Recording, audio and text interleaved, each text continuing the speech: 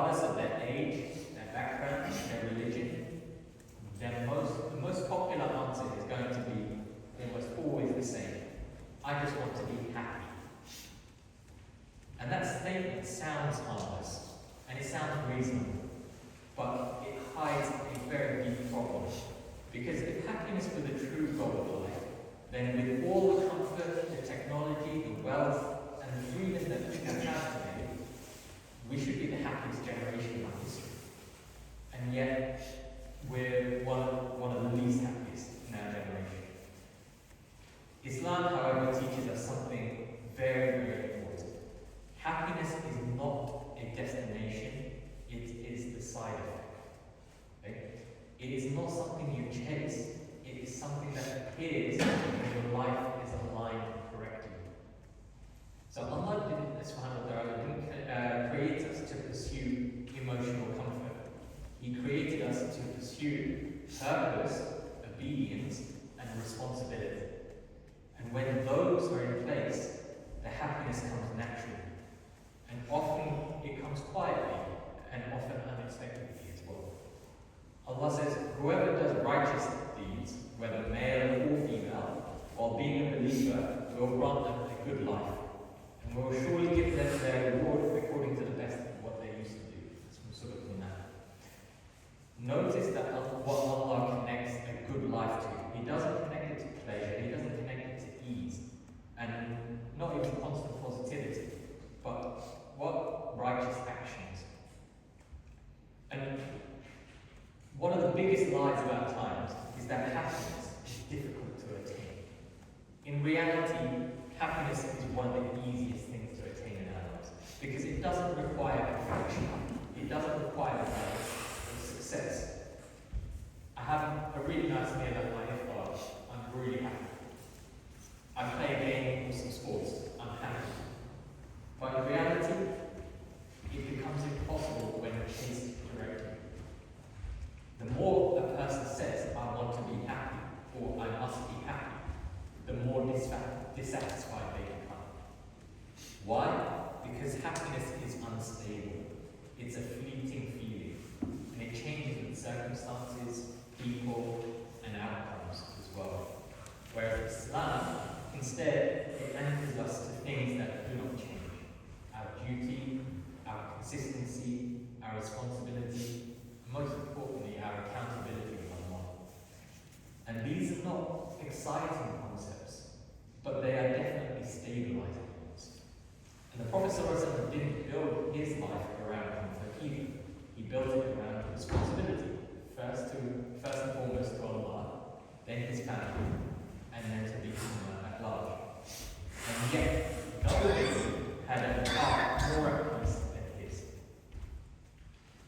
And brothers and sisters, modern psychology has also actually begun to rediscover this as well. Researchers today distinguish between two types of happiness. One is called hedonic happiness, and this is the happiness of pleasure, comfort, entertainment, and enjoyment. The other is eudaimonic happiness, and this is the happiness that comes from purpose, responsibility, and meaning as well. So the first kind feels good in the moment, but the second kind, it builds a stable life. And study after study has shown people who pursue pleasure alone often feel emptier over time, while people who pursue purpose and responsibility report deeper life satisfaction. And subhanAllah, this is exactly what Islam teaches us. But Islam doesn't forbid us from having pleasure, but it never tells us to build our lives on it. And that's the key thing. Instead, it tells us to build our lives around our purpose, service, discipline, and obedience. And when those are present, the hearts find stability. Another thing is that psychology is called for is hedonic adaptability as well. And this means that humans, they quickly get used to whatever makes them happy. So a person thinks, oh, if I just get this job, I'll be happy. They get the job, which in a few months' time becomes normal. If I just buy this car, I'll be happy. They buy it, within weeks the excitement fades. If I just buy a better house,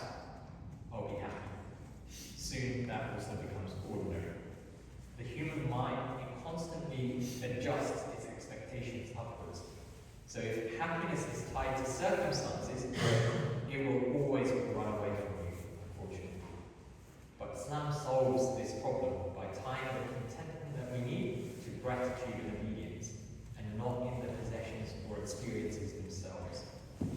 So a believer finds stability because their satisfaction is anchored in Allah and not in the constantly changing world. And another psychological insight that is important to mention is that human beings actually need structure in order to feel mentally stable. Your mental stability comes from structure. When people lose that structure in their lives, their anxiety increases, their purpose decreases, and oftentimes people feel lost. And that structure is what protects the mind and the heart. Something that Allah continuously tells us to protect. Protect your mind, protect your heart. So brothers and sisters, happiness cannot carry you through hardship. Motivation alone cannot carry you through difficulty. And feelings cannot carry you through your responsibilities. Only duty and discipline can. And this is why Islam is built on obligations and not our emotions. You pray 5 times a day at the time it enters, not when you feel inspired to pray. You fast in the month of Ramadan because it disciplines the soul, not because it's natural. You honor your parents because Allah commanded it, not because they're perfect. None of our parents are perfect, but it's because Allah has commanded it. But none of these guarantee pleasure, but they all guarantee structure. And structure is what produces your stability. And stability is what produces contentment. And contentment often looks like happiness as well.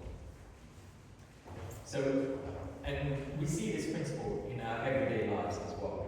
A parent is not happy every moment of raising their child, but the responsibility gives their life that meaning. A student who has an exam doesn't enjoy every night of study, but that consistency builds their confidence and their self-respect.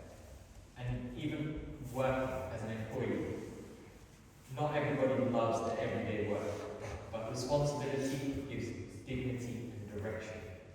And imagine if a parent said, I'll only care for my child when they make me happy. Or if a student says, I'll only study when I feel motivated to study. Their life will collapse. Yet many people approach their faith in this way. Islam does not collapse because it does not depend on our moods. It depends on our commitment. So Islam was not revealed for moments of spirituality alone. It was revealed to govern how we live. When you wake up for Fajr while tired, and Zuhur, you're training your discipline. When you lower your gaze, you're training your self-control. When you keep your word, you're building trust. And when you restrain your anger, you're building character. And when you avoid haram, even when nobody sees you, you're strengthening your soul. And these actions don't always make you feel good in that very moment, but they always make you stronger, steadier, and clearer. And Allah says, and I mentioned the ayah at the beginning, Surah Al-Ra'd, indeed in the remembrance of Allah, your hearts find peace and rest and sakina. And that's not just dhikr, by the way, it's all types of remembrance of Allah, whether it's your worships, whether it's your dealings and actions that you do on a daily basis as well, when you keep Allah in mind. So in the remembrance of Allah, your hearts find rest, not in constant excitement, not in endless happiness, but in rest, anchoring, and stability. Okay? So brothers and sisters, happiness is too small of a goal for a believer. It's too small of a goal. Happiness comes and goes, but purpose remains, and responsibility grounds, and obedience refines. So if you build your life around chasing happiness, you will always feel like something is missing. But if you build your life around fulfilling your duties to Allah and those He's commanded you to do, happiness will find you without being asked. بارك الله لنا ولكم في القرآن العظيم ونفعنا وإياكم بالآيات والذكر الحكيم أقول قولي هذا وأستغفر الله لي ولكم فاستغفروه إنه هو الغفور الرحيم.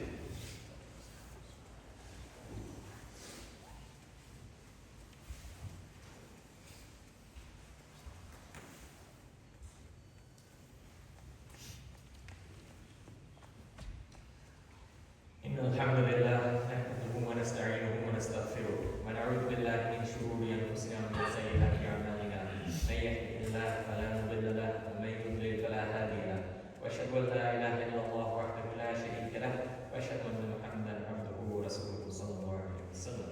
Wa qala ta'ala ya ayyuhalladhina amanu ittaqullaha wa qulu qawlan sadida yuslih lakum a'malakum wa yaghfir lakum dhunubakum wa man yuti' Allaha wa rasulahu faqad faza fawzan 'azima.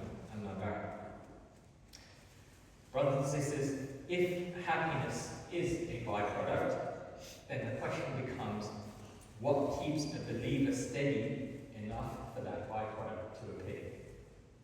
And the answer are anchors. Fixed points in life that do not move when emotions do. Islam teaches us to anchor our lives and not float through them. So I'm going to mention 5 essential anchors every believer should establish in their daily lives. And no surprise to anybody, the number 1 anchor that everyone needs, the primary anchor, is Salah. And Salah is the essential pillar of the believer's day. It's not just because it's an act of worship, it is also a time anchor. Think about how life normally runs. Our work pressure build, our emails pile up, our responsibilities stack one on top of the other. Without interruption, the stress will keep accumulating. But Salah forces that pause. 5 times a day, no matter what is happening in your life, you will completely stop that. You step away from the noise of the dunya. You realign and you stand before Allah. You bow and prostrate before the one who controls everything in your life. And even psychologists and probably the mental well-being group in your wherever you're employed, they always mention and they speak about the importance of taking breaks and mental reset during the day. Islam built the most powerful reset into your daily life already. But it only works if we treat Salah as the anchor of the day and not the leftover of it. Not when I feel like doing it, when I get time to do it. It's when you make it the anchor in the first place. So practically, this means scheduling your meetings around the Salah times. Okay? So whenever the time of Salah comes in, that's when you're going to pray the Salah. And then you schedule that in first and schedule everything around it. So if you're at home, you stop whatever you're doing when the adhan enters. You take that 1 extra minute as well after the Salah. Just quietly making dhikr as well. There's no rush. These small habits turn Salah from a rushed obligation into a stabilizing anchor. And even when life feels chaotic, Salah creates that order. And even when the hearts feel heavy, Salah keeps you standing at that moment. So that was number 1, Salah. Number 2, Islam does not allow our family to be an afterthought. And many people today live in the same house, but they rarely live together, if you know what I mean. Everyone is busy, everyone is on their phone, everyone is tired. So even though the family share the same space, they don't share that connection with each other. And Islam protects families by encouraging intentional time together. And it doesn't have to be complicated. It could be something as simple as a weekly family dinner without our phones. It could be watching an Islamic reminder together and discussing it afterwards. Or even asking one another a meaningful question, like, what's been the best part of your week? Or what's been the hardest part? And remember that our children, they don't remember our expensive gifts that we give them. They remember the consistent presence. When family becomes an anchor rather than an afterthought, the home becomes a place of emotional stability. So make sure you guys create that safe, friendly environment where people can share, rather than making it something forced. It's not our job to force Islam or to force a connection with our family. It's an environment that we must create. Not when it's convenient, and not when our energy remains, when we have the energy to do it. We still have to do it no matter what, because responsibility requires that consistency. And our families, they don't fall apart from a lack of love. Okay? It eventually comes from a lack of regular attention. So that's number 2, our families.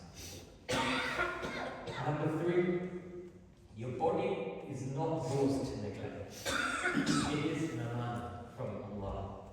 Islam doesn't expect or demand athletic excellence from many, but it does demand care.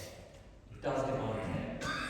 Many people separate physical health from their spiritual health, but the two are deeply connected with each other. When the body is constantly exhausted and it's unhealthy and neglected, our discipline becomes harder. It becomes harder to wake up for Fajr. It becomes harder to focus in prayer. Harder to maintain energy for responsibilities. So the Prophet ﷺ taught that moderation in eating is important, and he encouraged physical strength as well. But that doesn't mean that you have to do extreme fitness routines. It means consistency. Simple actions like avoiding constant overeating, maintaining healthy sleep patterns, even a 20 to 30 minute walk several times a week. That can improve your energy, your mood, and your discipline. So a healthy body often leads to a more consistent soul. But physical neglect, that often weakens our discipline, and a weak discipline eventually affects our worships. And a strong body supports a consistent soul. Okay, so that was number 3. So we've had salah, we've had family, and we've had our health. Okay. Number 4, our iman, it naturally rises and it naturally falls. Nobody can stay at a constant iman high. Just think of Ramadan. Our iman skyrockets, but then once Eid is over, it goes down. But one of the biggest causes of declining iman is stagnation. If a person stops learning about their religion, their understanding freezes at the level they had years ago. But life keeps moving. Questions arise in our everyday life. Challenges appear. Doubts creep in.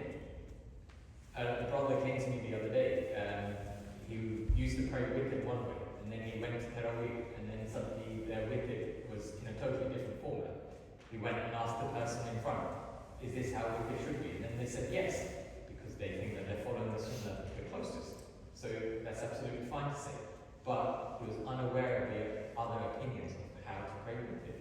And so he thought he's been doing it wrong all these years, and he's now feeling so much regret and anxiety. How do I pray wicked? Am I doing it correctly? After that, he had that question, but he didn't just sit on it. He didn't let the anxiety develop. He didn't just leave his question unanswered. He actually went out to find out the answer. Okay, so those moments of curiosity and questioning, they need to be pounced upon. Okay, taken advantage of. So challenges appear, and our doubts, they creep in.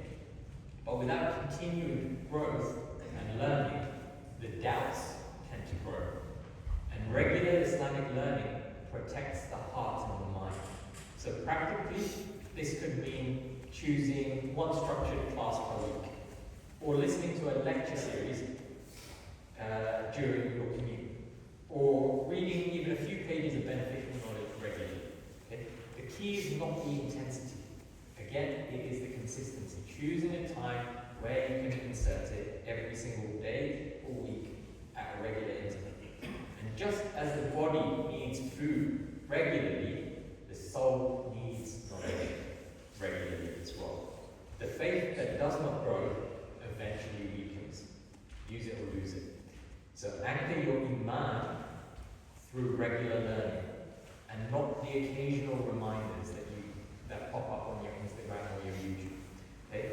Put in a time, not randomly, and not when inspired, but scheduled, like any other serious commitment that you have in your life. And know that knowledge creates that clarity.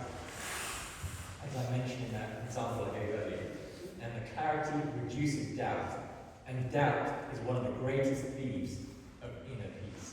Okay? So that was number 4, our iman through learning. And number 5 is our mindset. One of the greatest sources of stress in modern life is that people tie their self-worth to outcomes. Okay? If they succeed, they feel valuable. If they fail, they feel worthless. And Islam removes this burden. You can tell it's one of throat's getting dry. Allah judges us based on our effort and sincerity, not the outcomes of our actions. You are responsible for trying, but Allah is responsible for the results. And that's why your intention is so important. Okay? Because the intention is for Allah and to try and do that action, not try and get this outcome. Okay? The intention is to try and do the action, not I want to get this outcome. Okay? So a person may work hard and still face failure. But if their intention is sincere and their effort honest, they are rewarded. And this mindset creates incredible psychological stability. Failure no longer destroys you, and success no longer inflates you. You remain balanced and grounded because your identity is not tied to achievements. It is tied to the obedience of Allah. And this is one of the greatest sources of inner peace a believer can have. So these are the 5 things I want you guys to work on. And brothers and sisters, as we come closer to the end of Ramadan, there's something important we must be honest about. Most of us will not be able to maintain everything we have done. In fact, none of us. We'll not be praying our long taraweehs every night. We may not be able to wake up every night for Qiyam like we tried to in these last 10 nights. We'll not read the same amount of Quran we read in Ramadan. And that's absolutely normal. Ramadan is an intensive training period and not the permanent pace of life. And even the Prophet ﷺ would increase his worship during Ramadan beyond what he did during the rest of the year. But the mistake many people make is that when Ramadan ends, everything disappears. The Quran closes, the extra prayers stop, the discipline fades, and suddenly the hearts feel empty again. And the goal of Ramadan was never to create a temporary spike in worship. The goal was to train the soul, and then carry some of that training into the rest of the year. So instead of asking yourself, how can I keep everything I did in Ramadan? Ask a better question like, what small parts of Ramadan can I keep consistent after it ends?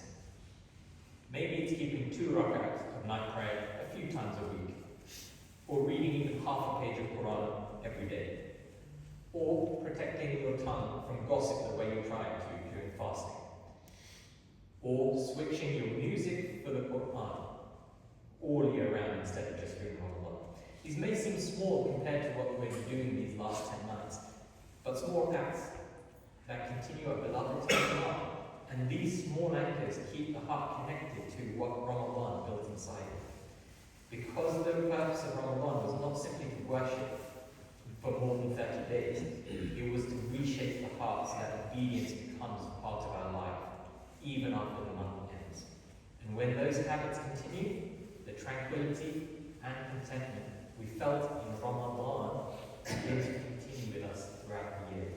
So brothers and sisters, anchors are not exciting, they are repetitive, they are sometimes boring, but they are what keep the ship steady in rough waters. And think about passive income, for example. People who understand finance know that if you want passive income, you don't chase the income directly. You build the system that produces it. You invest consistently, you build your assets, you establish structures that keep generating value over time. And then eventually the income appears as a result of the system you built. And happiness works in a very similar way. If you chase happiness directly, it will always slip away. But if you build the right foundations in your salah, your responsibility, your discipline, your family, your knowledge, your service to Allah, then happiness begins to appear naturally, just like a passive income from a well-built system. You're not chasing it anymore, and it begins to come to you. So we ask Allah to make us people of consistency, discipline, and the tranquility that comes from obedience to Him. We ask Allah to bless our time, our families, our bodies, our efforts, and to grant us contentment in this life and success in the next.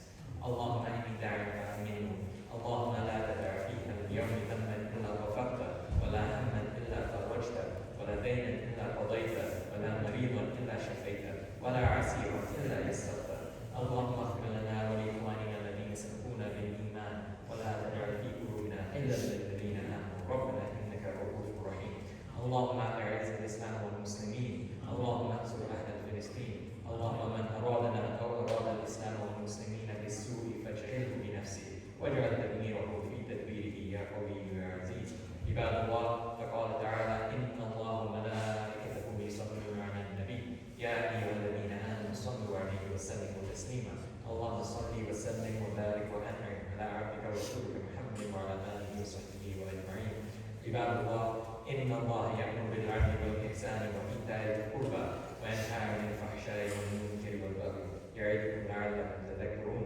اذكروا الله العظيم يذكركم واشكروه يزدكم ولذكر الله تعالى أكبر وأقيموا الصلاة.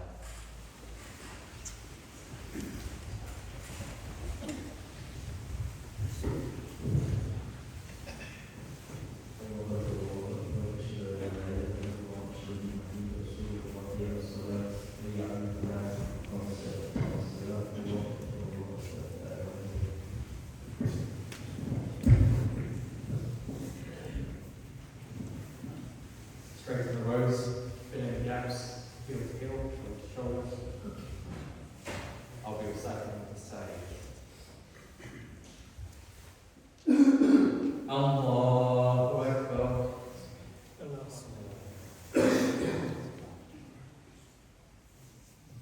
Alhamdulillah Rabbil Alameen Ar-Rahman Ar-Rahim Maliki Yawmiddin Iyyaka na'budu wa iyyaka nasta'in Ihdina as-sirata al-mustaqim Sirata alladhina an'amta 'alayhim ghayril maghdubi 'alayhim waladdallin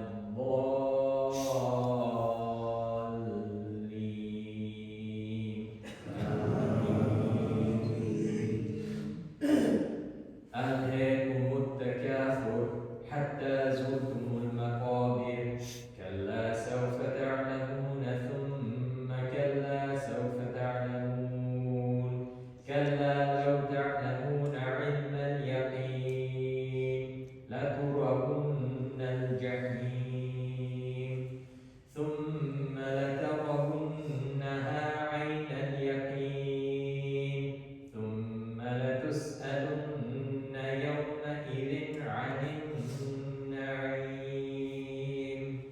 الله أكبر.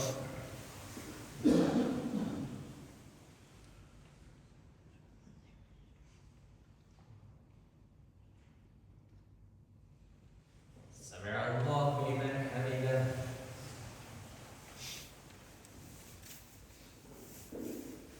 الله أكبر.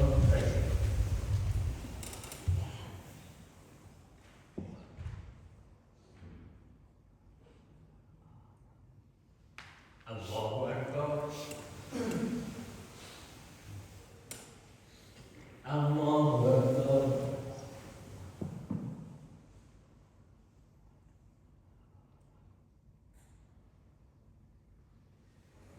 الله أكبر.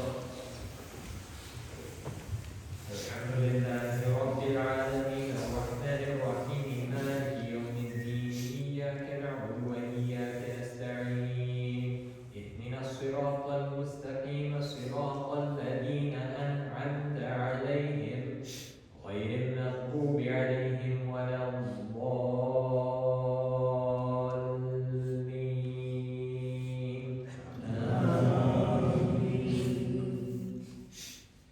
قل هو الله أحد الله الصمد لم يلد ولم يولد ولم يكن له كفوا أحد. الله أكبر.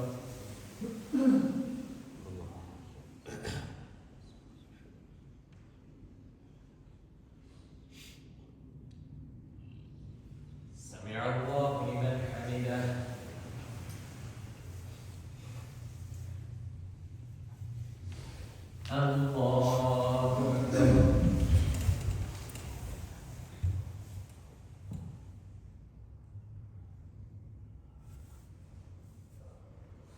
Allahu Akbar. Allahu Akbar.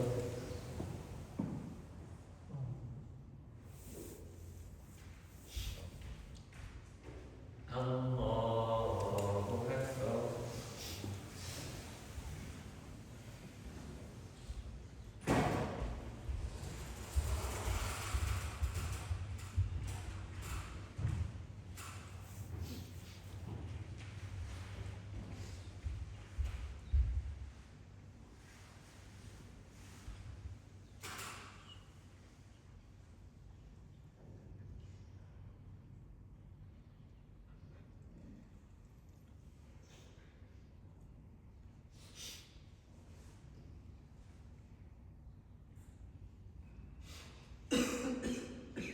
السلام عليكم ورحمة الله. السلام عليكم